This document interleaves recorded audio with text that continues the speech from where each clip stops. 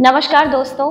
तो आज के इस एपिसोड में हम एक और स्टैंडिंग आसन की बात करेंगे जिसका नाम है उत्कट आसन। उत्कट आसन जिसे हम चेयर पोज के नाम से भी जानते हैं, इसमें हम एक इमेजिनरी चेयर पर बैठते हैं। ये आसन बहुत ही खूबसूरती से हमारे लोअर बॉडी पार्ट्स पे काम करता है, जो कि हमारे थाइज, हमारे नीज, हमारे एंकल्स पे। इस आसन को करने से बहुत सारे पोस्चरल डिफेक्ट्स में भी फायदे होते हैं। तो आइए जानते हैं इसको करने की टेक्निक को।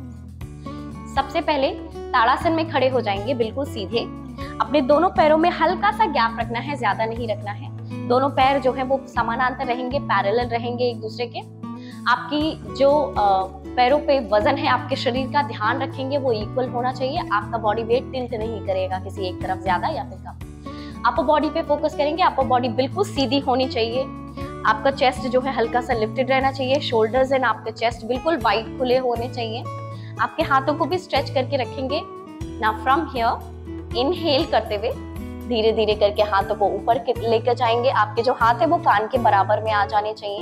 हाथों को अच्छे से स्ट्रेच करके रखेंगे ऊपर ले जाने के बाद। नाउ फ्रॉम हियर हम एक्सहेल करेंगे और धीरे धीरे करके अपनी हिप से नीचे जाएंगे। यहाँ पे याद रखना जरूरी है कि आपके हिप की मूवमेंट क्या है।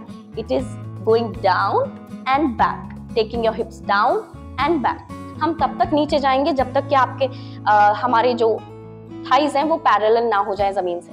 याद रखेंगे आपका जो अपर बॉडी है वो पोज में जाने के बाद बिल्कुल सीधा खड़ा होना चाहिए, बिल्कुल भी ढीला नहीं छोड़ेंगे। Now hold here for few seconds. Normal inhalation, normal exhalation. वापस आने के लिए इनहेल करते हुए वापस आ जाएंगे और एक्सहेल करते हुए दोनों हाथों को नीचे लेकर आ जाएंगे।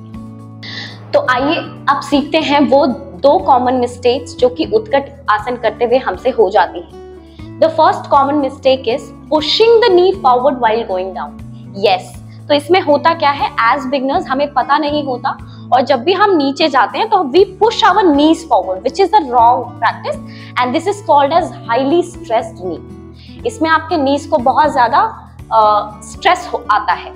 तो आपको क्या करना है, you have to control your knees and think of your hips and your thighs while going down.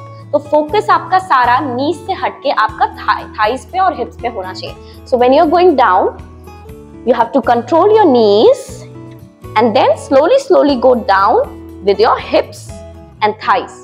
ठीक है, आपको ध्यान रखना है कि जो आपके फाइनल पोज में आपका जो नी है वो आपके टोज के लाइन में होना चाहिए, ना कि इससे आगे जाना चाहिए। This is wrong practice. ठीक है, तो you have to control your knees in line with your toes and then go down with your hips. Then you will inhale and come back. The second common mistake while practicing Utkatasana is हमें अपने spine की movement पे control करना है while going down. तो जब हम नीचे जाते हैं तो कई बार क्या होता है, हम अपनी स्पाइन को भी बेंड फॉरवर्ड करते हैं और हमें लगता है हम पोज में आ गए, बट दैट इज रॉन्ग। आपको क्या करना है, जब आप नीचे जा रहे हैं तो आपको अपर बॉडी को बिल्कुल सीधा रखना है and then you have to go down, controlling the spinal movement. So your spine and your upper body should not bend forward, that is wrong. ठीक है, आपकी अपनी अपर बॉडी को बिल्कुल सीधा रख के फिर नीचे जाना है। जब आपको नीचे जाना है तो आपकी अपर बॉडी को बिल्कुल स्ट्रेच्ड रखना है एंड देन स्लोली कंट्रोल में रखते हुए अपनी अपर बॉडी को आपको धीरे धीरे करके नीचे जाना है।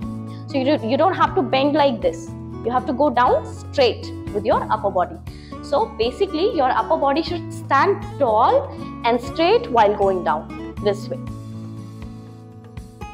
तो अगर हम उत्कट आसन के बेनिफिट्स के बारे में बात करते हैं तो जैसा कि मैंने स्टार्टिंग में ही बताया था कि ये हमारे लोअर बॉडी पार्ट्स पे बहुत अच्छे से काम करता है, यानी कि आपके पैरों के लिए बहुत मजबूती लेकर आता है।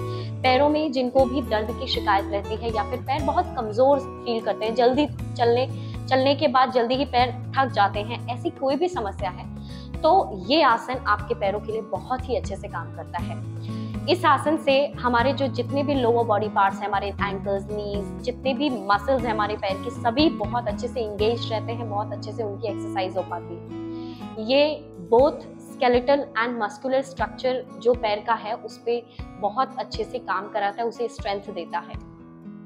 इस आसन को करने से जैसे कि आपने देखा कि हमें पूरे टाइम हमें अपनी स्पाइन पे भी काम करना पड़ रहा था, अपर बॉडी को भी सीधा रखना पड़ रहा था, तो ये हमारे स्पाइन को भी बहुत अच्छे से मजबूती देता है और शोल्डर, किसी भी तरीके की शोल्डर स्टिफनेस है तो उसको भी दूर करता है।